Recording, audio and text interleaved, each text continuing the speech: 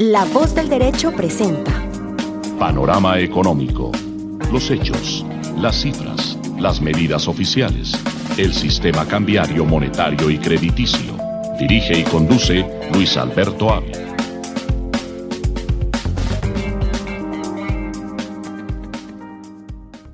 Muy buenas tardes. Iniciamos Panorama Económico con la dirección general del doctor José Gregorio Hernández Galindo. Hoy vamos a estar en el equipo de trabajo Alejandro Velandia, Jimena Charri, nuestro invitado especial Francisco Espinosa y también Oscar Lozano. En el Control Master, como siempre, el ingeniero de sonido Luis Daza. En el Panorama Económico Internacional, Alejandro, hay unas cifras concretas muy importantes. El Nasdaq y en general los índices económicos de tecnologías está comportándose muy bien esta semana, pero pues, obviamente los indicadores que tienen que ver con la pandemia no están en el mismo comportamiento. ¿Cómo están estos indicadores de manera muy puntual? Muy buenas tardes a todos los oyentes de nuestro programa Panorama Económico, mis estimados colegas, nuestro director José Gregorio Hernández Galindo. Hay una cosa que parecería que es atípica. Prácticamente mirábamos, por ejemplo, en la bolsa de Nueva York, los índices de la bolsa de Estados Unidos, que estamos cerca en el caso del indicador Dow Jones, estamos cerca de los 30.000 puntos de lo que estábamos antes de empezar la pandemia. Recordemos que hoy este Dow Jones está en los 27.896 puntos, cerrando levemente negativo el 0.29%. Recordemos que, como lo decía, en la pandemia llegó casi a los 29.000, entonces estaremos cerca. En el caso del Nasdaq Composite, este ha tenido un comportamiento atípico, y esto obviamente porque la pandemia ha hecho que la gente use más que todo el sistema tecnológico y a través de pues estas empresas. Entonces estas empresas, este indicador está rompiendo máximos históricos al alza. En este momento se encuentra en los 11.042 puntos, subiendo levemente el 0.27%. Y en el caso que el indicador que agrupa las 500 más representativas del mercado, que es el Standard & Poor's 500, está en los 3.372 puntos, cerrando levemente negativo el 0.22%. Este también viene rompiendo máximos negativos. Al empezar la pandemia, el Standard & Poor's venía registrando pérdidas, pero hoy ya lo vemos registrando máximos históricos también. Hay mucha gente que pregunta cómo puede suceder esto. Claro, esto sucede ¿por qué? Porque es que obviamente el mercado también se está llenando de liquidez financiera. Como se están dando tantos estímulos de paquetes tan grandes y estos se filtran a través del sistema financiero, pues obviamente los paquetes de dinero son muy grandes y esto, adicional a la baja de tasas también, pues dinamiza el mercado, no solo de la bolsa, sino también el mercado que tiene que ver con la demanda, la oferta, el consumo. Pero hay otros que dicen también que si hay mucha gente que está castigada en el poder adquisitivo y en el ingreso, pues qué podrán ser los próximos meses, ¿no? Sobre todo en países del tercer mundo como Colombia. Sí, tenemos hoy la grata compañía de Francisco Espinosa, que ha venido trabajando temas importantes de tecnología y está justamente promoviéndose un evento internacional de cómo podemos los países integrarnos a estos procesos tecnológicos que son vitales en esta pandemia y que naturalmente después de la pandemia vamos a tener que utilizarlos de manera mucho más intensa para lograr en la educación, en la salud, en el transporte, en la movilidad, en varios eventos, lograr mejorar nuestra calidad de vida y desde luego la productividad tanto de las empresas como del Estado. Bienvenido, Francisco, a Panorama Económico en la Voz del Derecho, acá en Colombia. Usted se encuentra en la ciudad de Santiago, en Chile. Coméntenos este evento, en qué fecha se va a realizar, quiénes van a participar por Colombia, qué invitados especiales tienen a nivel internacional y cuál es el objetivo de este certamen tecnológico que van a realizar en el mes de septiembre. Bien, gracias, Luis Alberto. Bueno, estamos muy contentos por lo que estamos haciendo en estos momentos, a pesar de toda esta situación de pandemia. Pues afortunadamente la tecnología nos permite hacer cosas realmente maravillosas.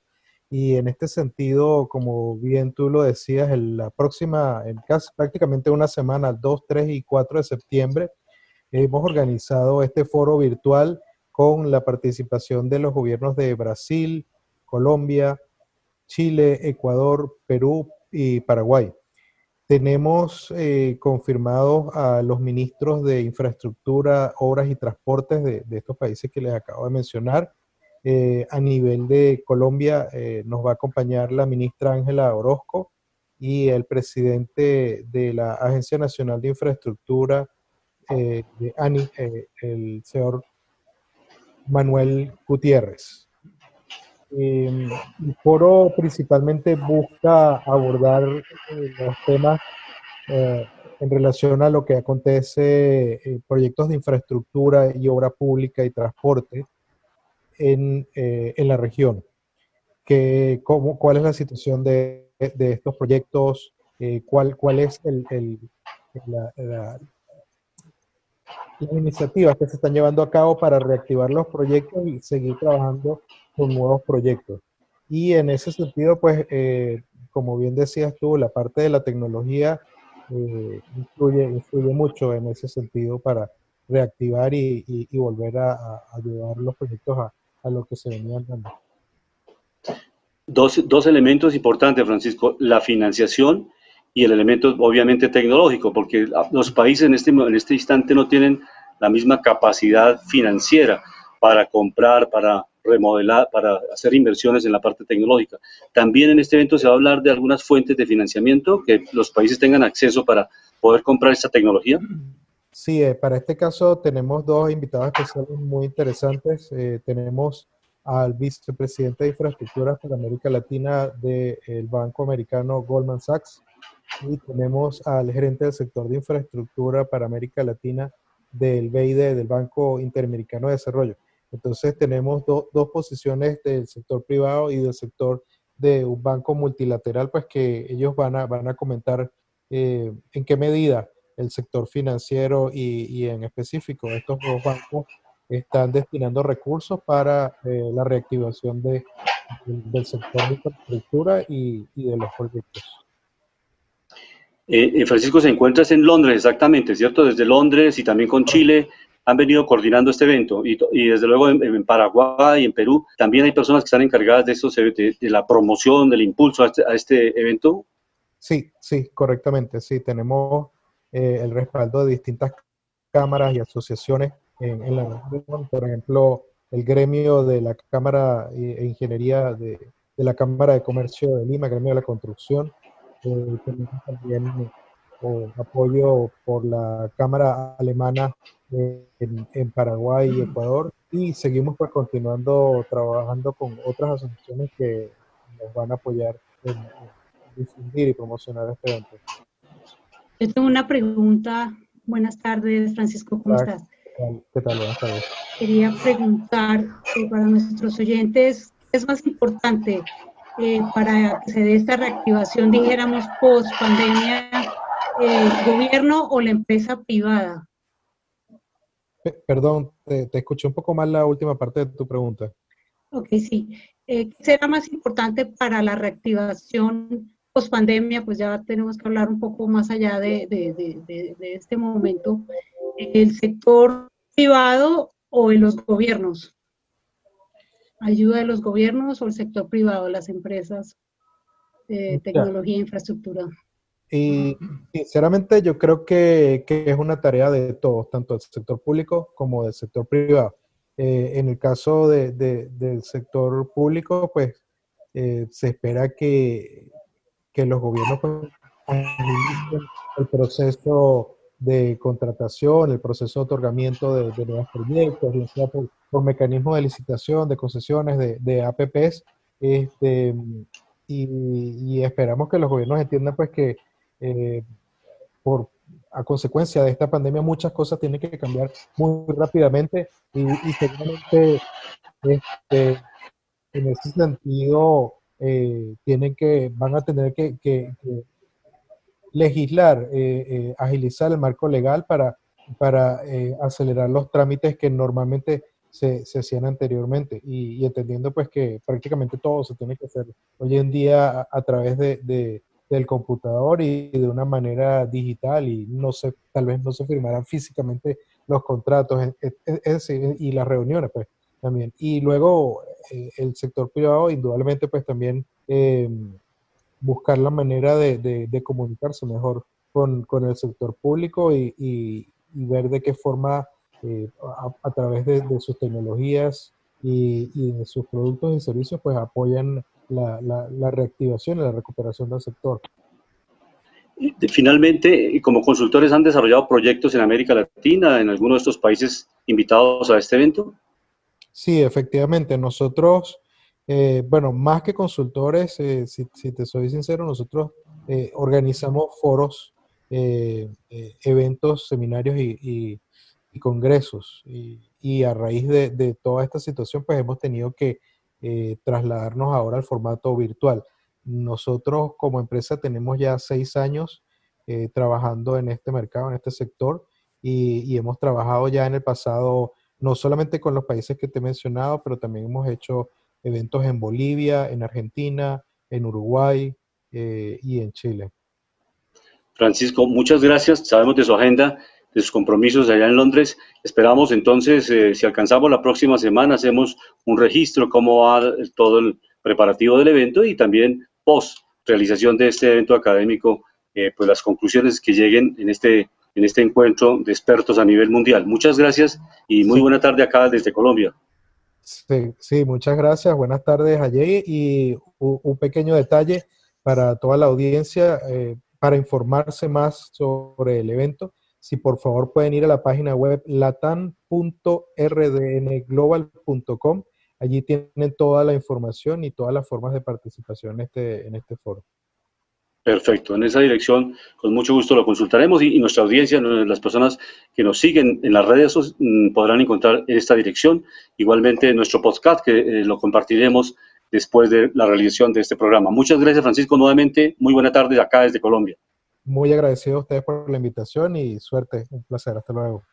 Buenas tardes, Francisco. Gracias. Profesor Lozano, en el tema internacional que estamos en Panorama, ¿cómo está la situación económica y la geopolítica? ¿Cómo se está moviendo esa relación de Europa, de China, con Estados Unidos? ¿Cómo está ese panorama internacional? Profesor Lozano, bienvenido a Panorama Económico. Muy buenas tardes, doctor Luis Alberto Ávila, pero primero que todo, muy buenas tardes a todos nuestros oyentes de Panorama Económico. Un saludo para el doctor José Gregorio Hernández Galindo y a mis queridos colegas que me acompañan en la tarde de hoy. Pues como usted lo acaba de señalar, hay un aspecto fundamental en este sentido. Primero que todo es ver que la Unión Europea está en una situación bastante incómoda. Como dicen por ahí en el viejo adagio, está entre la espada y la pared. ¿Por qué? Por la tensión comercial y política entre China y Estados Unidos. Y eso, de una u otra forma, pues ha, digamos, complicado o enrareciendo este entorno, este panorama mundial, como usted lo acaba de señalar. Precisamente para ahora, para el mes de septiembre, estaba programada una cumbre mundial sobre el tema de la pandemia y sus impactos en la política y en la economía, pero precisamente por esta situación, por este problema de salud, se aplazó. Pero hay una cosa que sí quiero aclarar con ustedes y que eso es lo que, como se me preocupa. La canciller alemana Angela Merkel, de una u otra forma, ha buscado tener un mayor acercamiento con China. Y eso, lógicamente, que ha digamos, enrarecido un poco el ambiente político y económico con respecto a las relaciones con Estados Unidos, por la tensión comercial entre Estados Unidos y China, como lo hemos venido viendo, ¿no? Como se han venido desenvolviendo las situaciones Sí, Alemania no está de acuerdo con los intentos de Washington de aislar a China, que es una de las metas de la política exterior de los Estados Unidos. El gobierno chino ha venido ganando influencia en Europa, pues ha tenido una ayuda para aprovechar precisamente la nueva ruta de la seda, que es un proyecto del gobierno chino, que se ha venido trabajando desde el año 2013. Pero de manera resumida, importante, o sea, la relación de la Unión Europea con Estados Unidos y China, especialmente la relación que tiene comercial de la Unión Europea con Rusia, tiene que ver con el intercambio de materias primas. Recordemos que Rusia le suministra gas, petróleo, elementos fundamentales para el manejo de la economía de la Unión Europea. Por esas razones, y con China también hay una buena relación comercial, ellos estratégicamente no se han separado como les sugiere, les recomienda y en algunos casos trata de incidir de manera radical Estados Unidos en el comportamiento de las relaciones internacionales con Europa.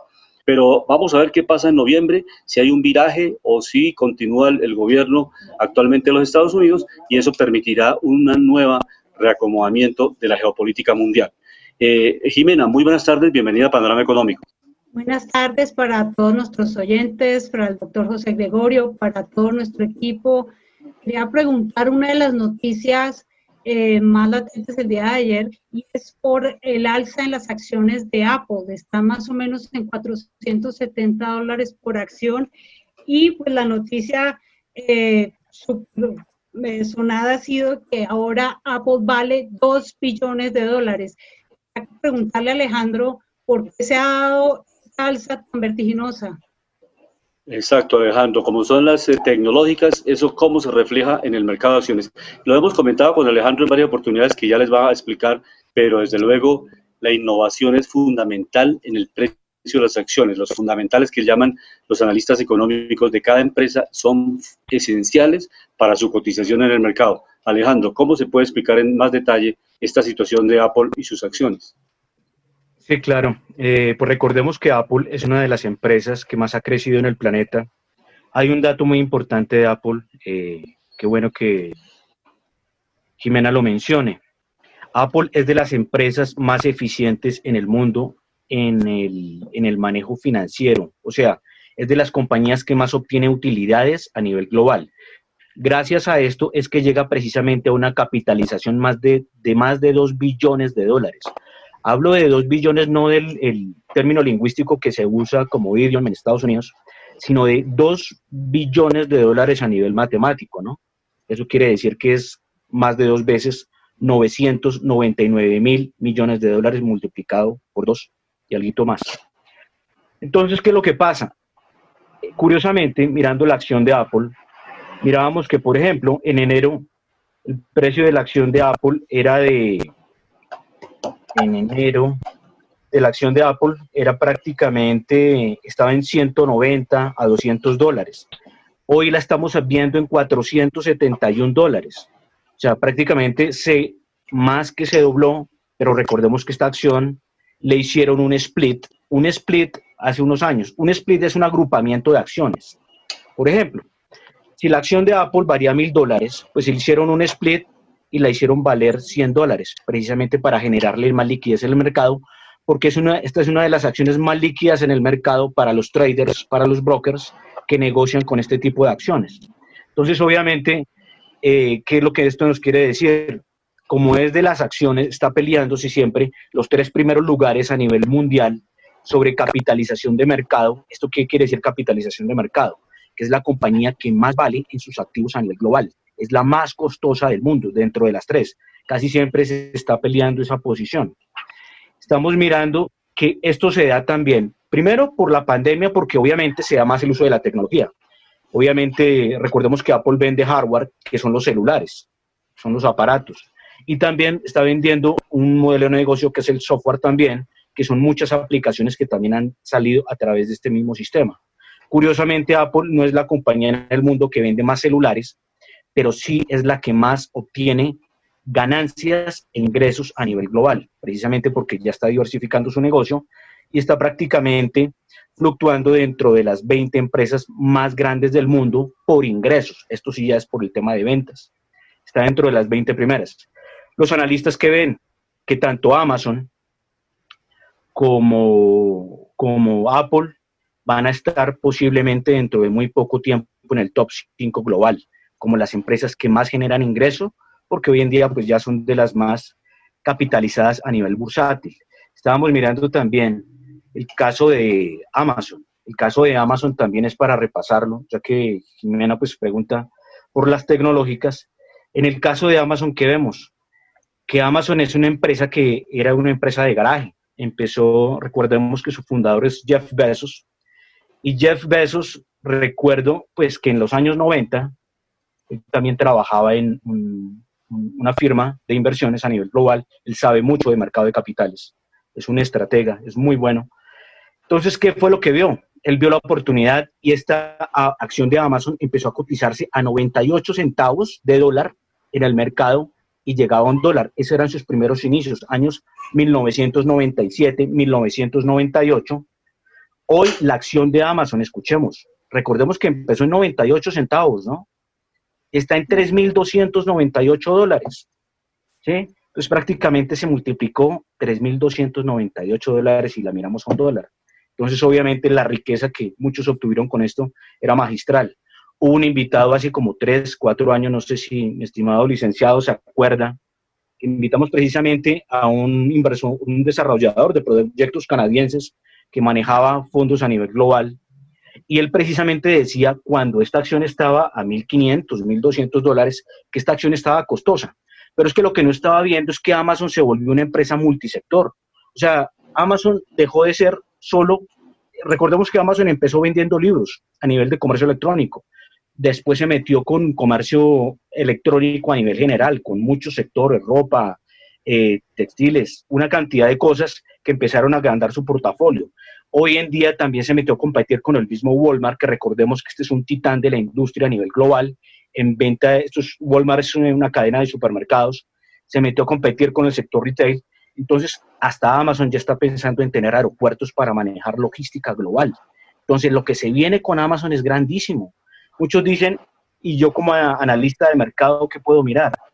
Pues yo no soy de los que recomienda mucho entrar cuando una acción ya ha subido mucho y sobre todo cuando hay euforia. ¿Por qué? Porque puede haber lo que se llama una corrección de mercado, porque después de las euforias vienen los ajustes de precios normales, y recordemos que en este momento pues las tecnológicas tienen euforia, ¿no?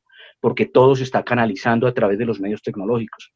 Y hay una preocupación, pero hay otra cosa importante que han mirado los empresarios. Muchos empresarios están invirtiendo rapidísimo en tecnología, ¿sí? Para no quedarse por fuera del mercado. Pero esto ¿qué va a traer como colateral? Que muchos locales comerciales, como no los están usando, o les bajan la renta del 50% o no los vuelven a alquilar. No digo que el global, pero sí gran parte. Las oficinas, todo este tipo de cosas van a tender a tener una contracción en el mercado. Entonces, ¿qué es lo que hay que mirar?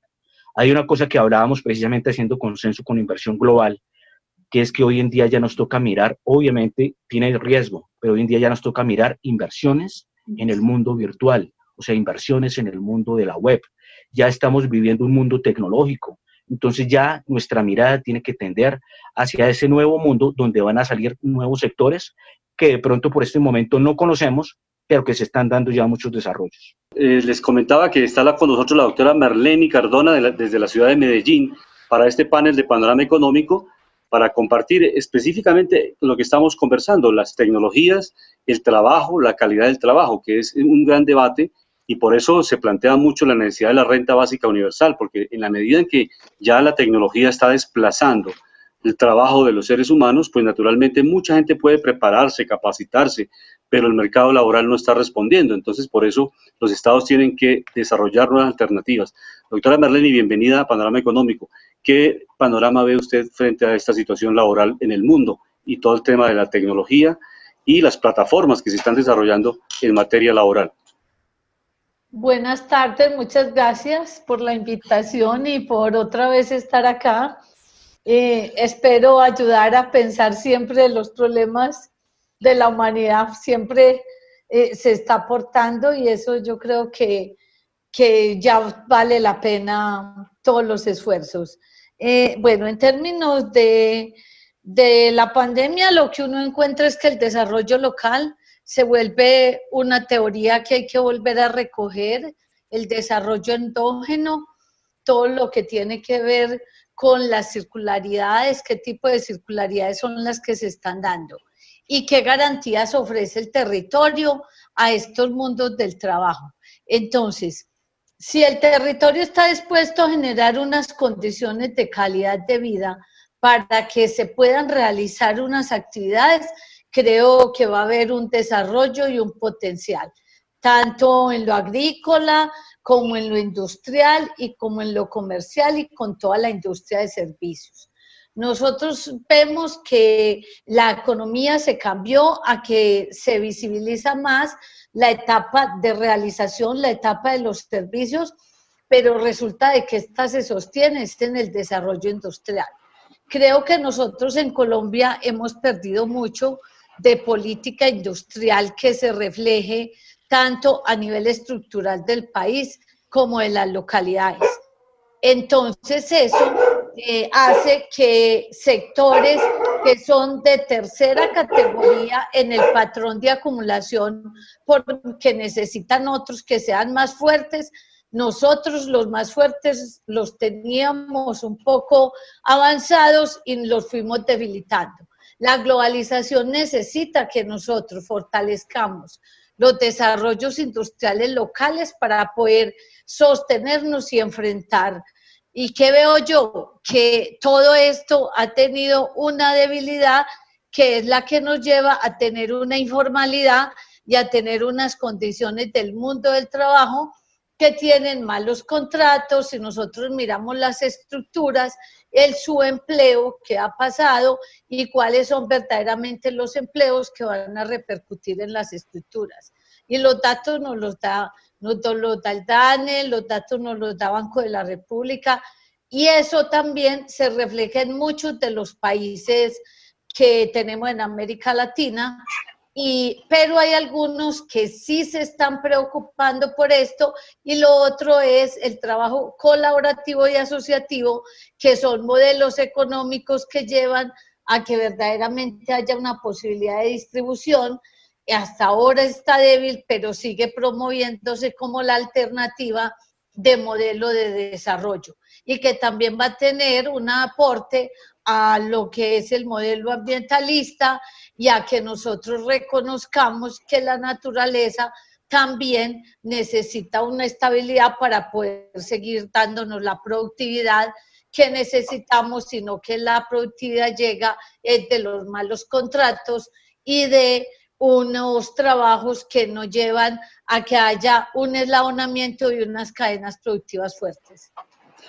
Doctora Marlene, muy interesante este análisis, porque es lo que se ha venido evaluando en el caso de plataformas concretas como Rappi, como el tema de los servicios públicos de transporte, que son plataformas interesantes, pero que no cumplen con la calidad de trabajo que se genera. O sea, no hay prestaciones sociales, no hay unos centros de trabajo, de atención, de seguridad social integral para los trabajadores. Generan muchos empleos, entre comillas, pero realmente no hay ninguna formalidad. Este es un cuestionamiento. Y otro tema que tenemos en la agenda Panorama Económico para hoy tiene que ver con la elección del presidente del Banco Interamericano de Desarrollo.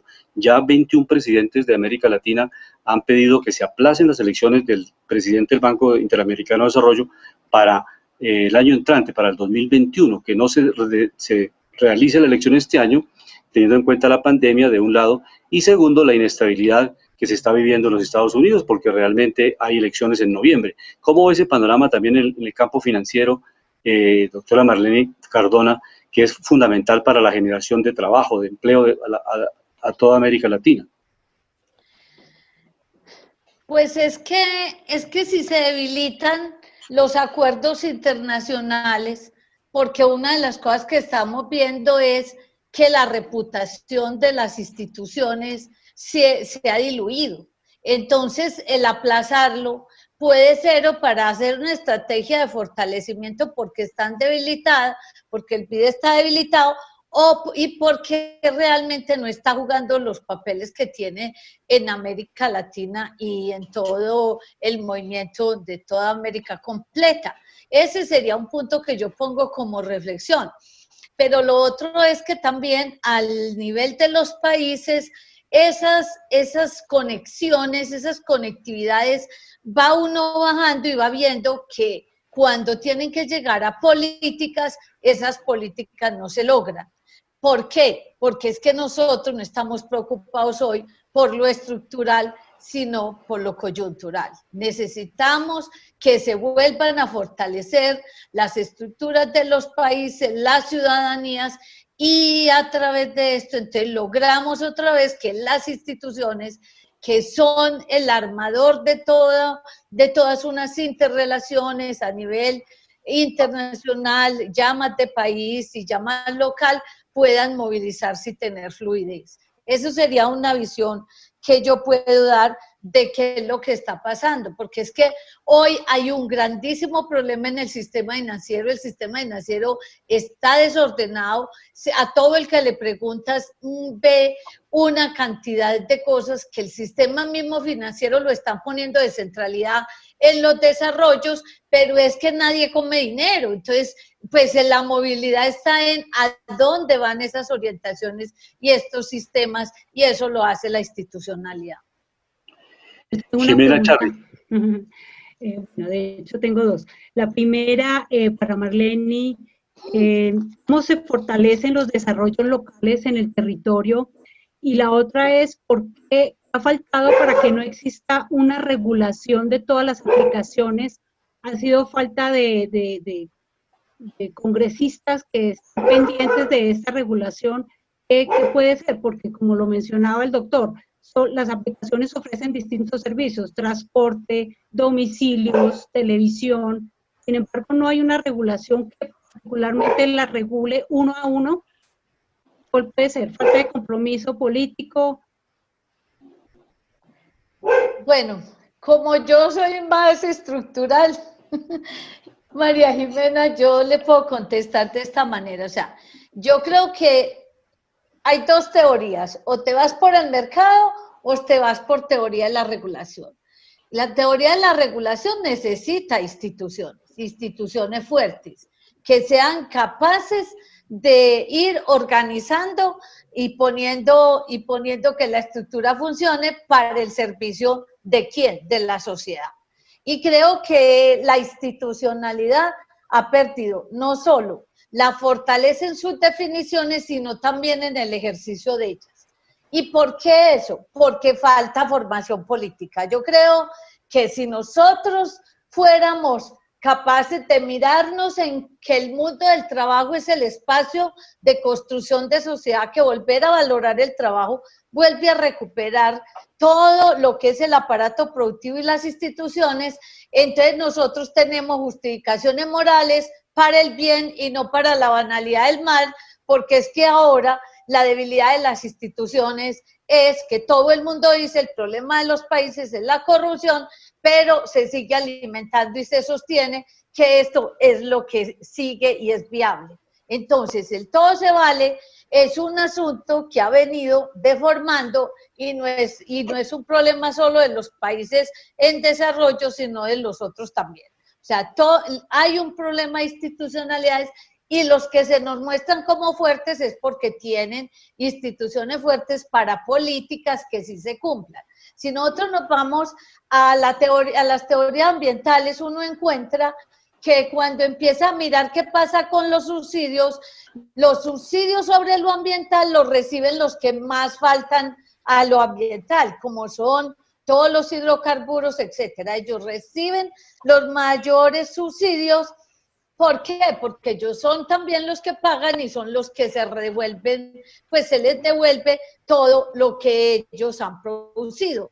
Entonces, si no hay redistribución, tampoco va a haber control, y en ese sentido es que yo creo que la institucionalidad a través de los congresistas y que va bajando a los territorios y cómo los territorios impactan, cuando nosotros nos dicen que el fondo de garantías y toda esta inversión de regalías tiene que ver con el porcentaje de votos que se tienen en las institucionalidades, empezamos a ver por qué los dineros y las asignaciones de los recursos no llegan a los territorios. Si hay más poquitos de un territorio, pues le llega poquita plata, y no al revés, cuáles son los que más necesitan, o sea, cuál es el sentido de redistribución que le estamos poniendo. Yo diría pues hasta ahí, no sé si a María Jimena le... Perfecto, doctora. El profesor Oscar Lozano, ¿cómo estamos en la comunicación de sus equipos? Profesor Lozano, ¿nos escucha bien? Sí, señor, los escucho perfectamente bien. Los indicadores... sí, señor, el Producto Interno Bruto y por sectores, ¿cómo se ha comportado de manera muy resumida? Estamos ya a un cuarto de hora para finalizar el programa. ¿Cómo están los comportamientos por sectores económicos del PIB? ¿Cómo ha ido cayendo en esta pandemia en sectores económicos clave, profesor Lozano? Sí, bueno, mire, un dato muy importante. Este resultado del trimestre que acaba de terminar es el resultado más, hablemos así, más catastrófico que ha tenido la economía colombiana en sus últimos tiempos, resultado de menos 15.7 del Producto Interno Bruto. Es el peor resultado obtenido desde el año de 1978. Pero miremos algo muy importante que vale la pena señalar. Este resultado se ubica dentro de las proyecciones del Fondo Monetario Internacional, pero también ubica al país de manera negativa ante las proyecciones que tiene la OCDE, que es de un menos 6.1% del PIB, menos 6.1% del PIB. Pero podemos analizar datos que son preocupantes a manera de resumen de los diferentes sectores. Pero sí me gustaría explicarle a los oyentes cuando se habla del PIB, ¿qué es el PIB? El Producto Interno Bruto es el principal indicador de crecimiento de la economía colombiana que registra la sumatoria de todos los bienes producidos por los diferentes sectores de la economía en un periodo determinado para que nuestros oyentes tengan claridad, porque siempre se habla del PIB, pero mucha gente no sabe a qué corresponde. Entonces, mire, el resultado fue bastante negativo. Explotación de minas, menos 21.5%. Industria manufacturera, menos 25.4%. Construcción, menos 31.7%. Comercio, menos 34.3%. Recreación, 37.1%. Restaurantes, menos 66.6%. Textiles y calzado, 56.1%. Pero hay algo que vale la pena señalar, y es que como están las cosas, y de acuerdo a estos datos que ha dado el doctor Oviedo, el director del DANE, se puede hacer la siguiente lectura, doctor Ávila, que nos vamos a demorar entre 1 y 2 años a recuperar ese sendero que hemos perdido antes de la pandemia. Entramos a hablar de pospandemia, y estaremos hablando de un resultado entre un 2 a un 3% del PIB. Y no, qué pena decirlo, como lo afirma el gobierno del presidente Duque cuando pronostica que vamos a alcanzar un crecimiento del 6.6. Yo me hago esta pregunta, ¿cómo lo vamos a lograr? No tenemos cómo, no hay una gran industria, no hay un gran fomento de las exportaciones, entonces pues hay que mirar eso detenidamente. Hay sectores que han venido mejorando, el caso de la energía, de 5.201 a 5.900 gigavatios en el presente periodo. El sector financiero también ha tenido un repunte, las exportaciones, pero se prevén, dicho por el DANE y por el Jefe de Desarrollo y el Banco de la República, una caída en algunos sectores entre el 2.8 y el 6.8%. Además, por otro problema, el problema del desempleo que no se ha venido reduciendo como se esperaba. La deuda externa, yo hablaba de la deuda externa en el programa pasado, sigue creciendo, equivale ya al 49.1% del PIB. El saldo real es de 49.200 millones de dólares, un monto comparado con el periodo del año anterior, agosto del 2019, ha aumentado en 11.000 millones de dólares.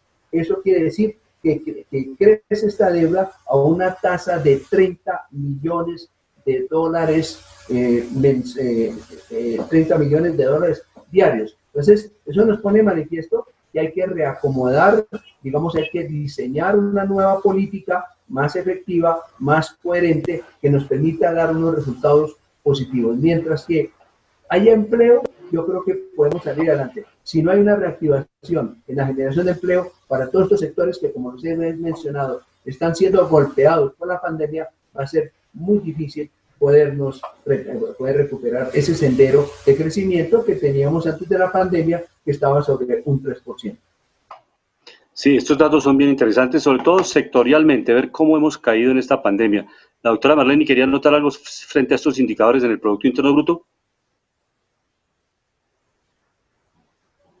Solo que el doctor Lozano es muy optimista de que en 2 o 3 años se puede lograr la recuperación. Yo Esto va más largo. Que esto se demora un poco más porque tiene que refuncionalizarse en muchas cosas y hacer reestructuraciones para que verdaderamente podamos decir que en el mediano plazo vamos a tener una economía que tiene mucho más sostenibilidad de la que está teniendo hasta ahora. Entonces yo doy mucho beneficio a lo del doctor Lozano, que tenga esa expectativa, pero creo que esto requiere más ganas y más sentido de responsabilidad con lo que es la estructura productiva del país. Sí, la recuperación económica realmente lleva mucho más tiempo.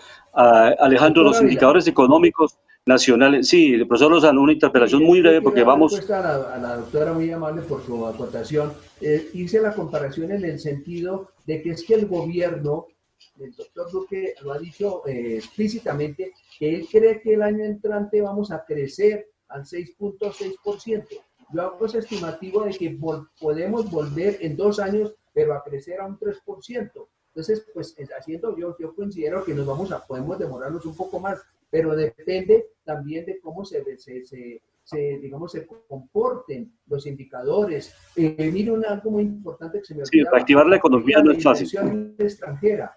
La caída de la inversión extranjera también es preocupante. Ha caído en un 22 por menos 22.3%. Entonces, eso también nos ha frenado. Esperemos, lógicamente, que hay que tener un sentido optimista, pero sí nos podemos demorar más. Pero lo que sí hay que mirar es que ojalá podamos recuperarnos, porque si seguimos en este proceso de estancamiento, pues lógicamente que esto va a ser muy preocupante y no vamos a podernos tener un mayor desarrollo a partir de que somos parte de un hemisferio que ha sido golpeado, como el caso de América Latina, por esta pandemia. Muchas gracias. Sí, son las condiciones objetivas. Doctora Marlene, un tema antes de terminar nuestro programa es el relacionado con las empresas públicas de Medellín. Ha estado en el debate nacional en distintos medios de comunicación, pero hay 2 enfoques naturalmente. El enfoque empresarial, de que la Junta Directiva pues se cambió con unos objetivos muy diferentes a la misión de EPM. El otro criterio también tiene que ver con los impactos de la represa de Hidroituango en el tema ambiental,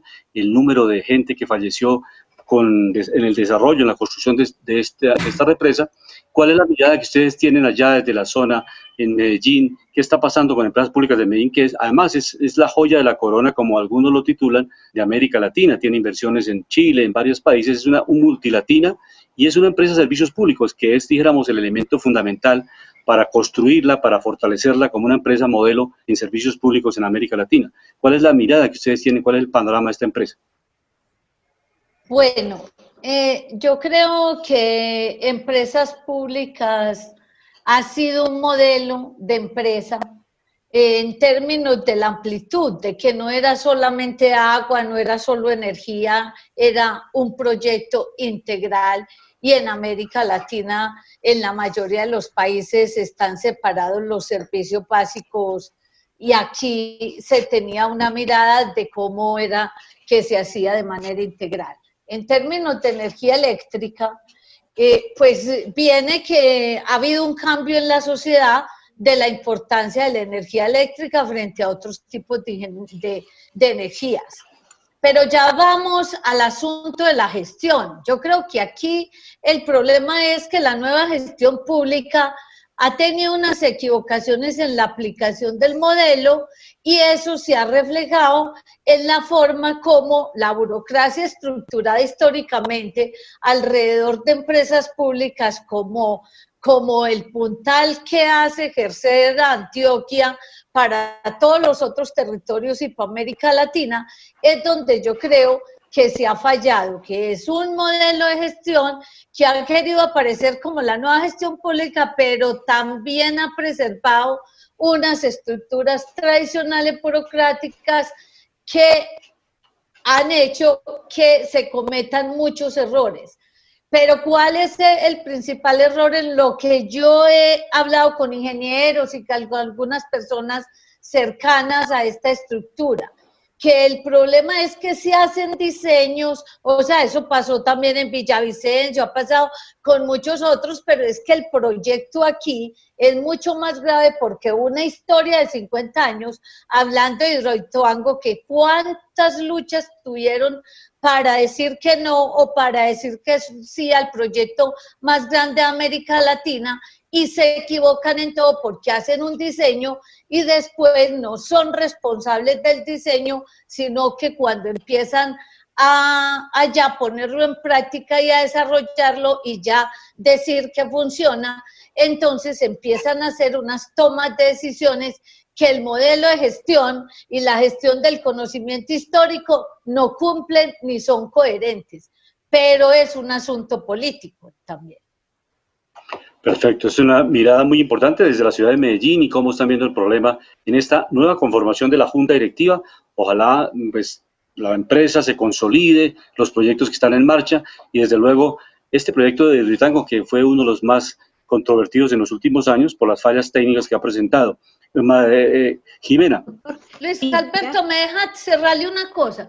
Y lo otro es que este país no puede construirse diciendo que lo nuevo sobre lo viejo y que lo nuevo es mejor y que lo viejo es peor, porque es que la experiencia está construida socialmente con base en todos los que hacemos la historia. En los acumulados, perfecto. Jimena, ¿iba a preguntar?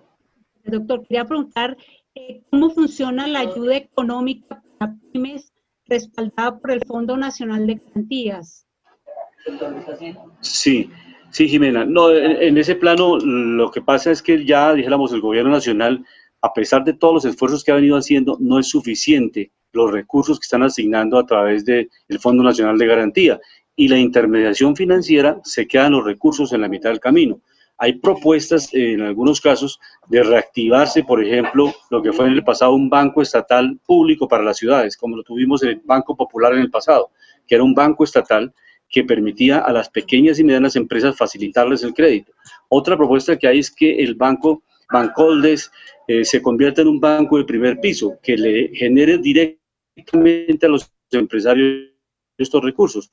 El sistema financiero, pero en la época de pandemia, el sector financiero no puede convertir la pandemia en un negocio más para el sector financiero. En tasas de interés, como lo ha hecho el gobierno, el Banco de la República en 2.25, y se requiere que baje del 28% la tasa de interés para el caso de tarjetas de crédito y estos recursos. En la medida en que el recurso llegue más económico, los proyectos son viables, son rentables, porque el empresario no puede pagar por encima del 20, el 22%, y en este están cobrando el 24, el 26, el 28% anual, que está por encima de lo que la pandemia puede producir. O sea, en este momento, ¿qué empresa puede producir al 20, al 26, al 28, al 30%? Mientras que dando crédito al 4 al 6% al año. Entonces, obviamente que cada país tiene una dinámica, pero Colombia tiene unos retos muy importantes, o fortalecer la banca pública, o inclusive el banco agrario, que genere unas líneas de crédito urbano que permitan llegar como ellos llegan en el sector agropecuario, que llegan con tasas de interés preferenciales del 9 al 10% al año para fomentar el sector agrícola. Al 9 y al 10% tasas de interés de préstamo es posible, es más fácil que los empresarios desarrollen proyectos. Un ejemplo sencillo, si yo tengo una tasa de rentabilidad de un proyecto del 10% y me prestan al 6% al año, obviamente ya me quedan 4% de utilidad, pero si me prestan al 28% y mi proyecto solamente me renta el 10, el 12 o el 14%, no alcanza para desarrollar el proyecto. Sencillamente el empresario se va a quebrar, o si va a iniciar una empresa, no la puede iniciar porque las tasas son muy costosas. Eso es lo que la banca colombiana, que es muy necesaria, nosotros en Panorama Económico estamos de acuerdo que la banca colombiana siga jugando un papel, pero lo puede jugar en otros negocios que lo hace bien, pero no jugar con la pandemia. La pandemia es una labor social, una inversión social. La banca y los banqueros deben pensar también socialmente. O sea, en este momento no es el lucro por el lucro, o sea, que el sistema financiero siga acumulando utilidades y el sector productivo siga acumulando pérdidas. La idea es que los dos, el sector productivo acumule utilidades, sea rentable, porque en el largo plazo el sector financiero se va a ver perjudicado si el sector productivo se quiebra, ¿de acuerdo? Si el empresario no puede pagar, el sector financiero va a ser uno de los grandes postrados en la crisis. En el corto plazo pueden tener utilidades, pero en el largo plazo también puede llegar una crisis financiera. Alejandro, los indicadores económicos de esta semana en el campo nacional, nuestros principales indicadores, el Colcap y todos los indicadores, ¿cómo han cerrado? Sí, hay una cosa antes de continuar con los datos que yo quería hacer complementación de información. Mi estimado colega tiene mucha razón en lo que habla, en lo del crédito, porque obviamente estimula y dinamiza el mercado. Pero no dejemos por fuera algo que es coyuntural y vertical, algo que hablaba Marlene, la profesora Marlene, y yo me le sumo, que es bueno lo que hizo Medellín con el tema de empresas públicas, pero ¿por qué no coger esas empresas públicas y manejarlas como si fuera una empresa privada? Me explico. La mejor eficiencia en el gasto, la mejor eficiencia financiera, el control de la corrupción, el control de la burocracia, el control de ese tipo de cosas que son los que no dejaban hacer a las compañías públicas muy rentables. Y hay una cosa que sumando a lo que dijo mi estimado colega, crédito bajo, pero con impuestos bajos, Porque nosotros, ¿qué haciendo teniendo impuestos tan altos, en donde el gobierno no usa bien el dinero de los impuestos, lo despilfarra, hace malversación, mal uso, crea elefantes blancos y no genera activos que generen ni empleo ni productividad? Pues ¿para dónde vamos? No por nada Colombia, recordaba en muchos programas, importa más de lo que exporta. Y eso no es porque nosotros no tengamos innovación, es porque en el cálculo financiero, en la sumatoria de todos los gastos, no nos cuadra. Colombia, en Bogotá, recordaba, de Bogotá a Buenaventura es más costoso transportar mercancías que del puerto de Buenaventura al puerto de China. ¿Por qué pasa esto? No porque es que acá los empresarios de los camioneros estén llenando dinero, no. Lo que pasa es que el combustible, producimos petróleo, pero el combustible lo vendemos caro, ¿sí? Los servicios básicos, la luz, el agua, todos los servicios primarios, los peajes. Entonces, si esto en la sumatoria es muy elevado, pues ¿para dónde vamos? Por eso es que no somos rentables. Entonces es de la mano con esto. Por eso muchos países, daba ejemplo, bajaron mucho impuesto, caso de Irlanda, bajó impuesto a las sociedades, 12.5%. Y ahí adiciono algo que estaba diciendo el doctor Lozano. ¿Qué es lo que pasa?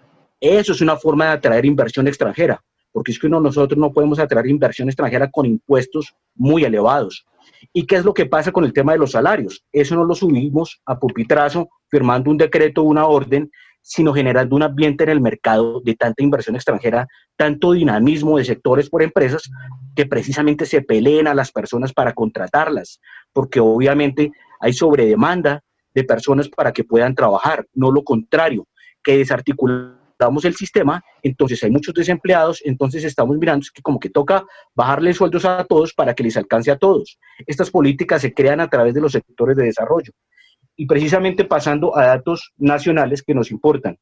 Mirando el tema del petróleo, recordemos que el sector energético, y eso lo comentaba con mi estimado doctor Oscar Lozano, el petróleo, el sector energético en Colombia nos ha dado de comer durante más de las 2 últimas décadas. Si no hubiésemos tenido sector hidrocarburos, sector energía, la historia de Colombia sería otra. Muchos están en contra del sector, pero ese sector nos ha dado de comer. No podemos ser desagradecidos, ni con la materia prima, ni con las empresas que han dejado riqueza, ni con el empleo y en los impuestos que han dejado. Recordemos que hoy el petróleo, la clasificación Brent, está en los $44.92 y está cayendo levemente el 0.99%.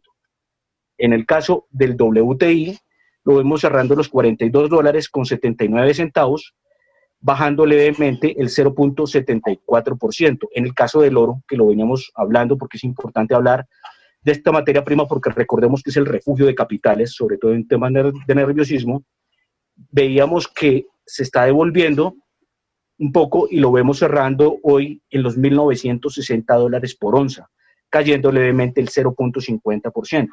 En el caso de la plata la vemos positiva, la vemos cerrando en el 0.75%, y cerrando hoy en los $27.56.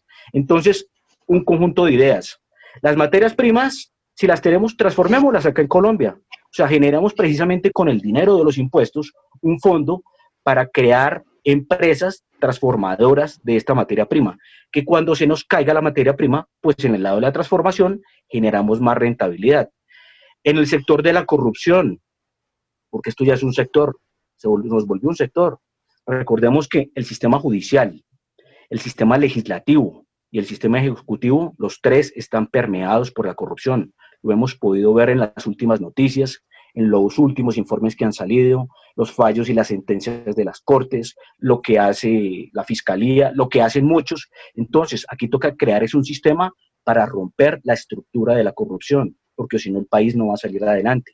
El que administra mal 10 pesos, pues va a administrar muy mal 100 pesos. Eso ya es un problema estructural y eso es algo que nos han dejado precisamente. Yo más que hablar de premios Nobel, hablo de los países que nos han mostrado ejemplo de desarrollo. Entonces, ¿la idea cuál es? Sigamos los que hacen la tarea juicioso. Y este es un país rico, tiene minas de carbón, tiene petróleo, tiene precisamente el clima y los suelos que nos dan para desarrollar un país potencia en turismo.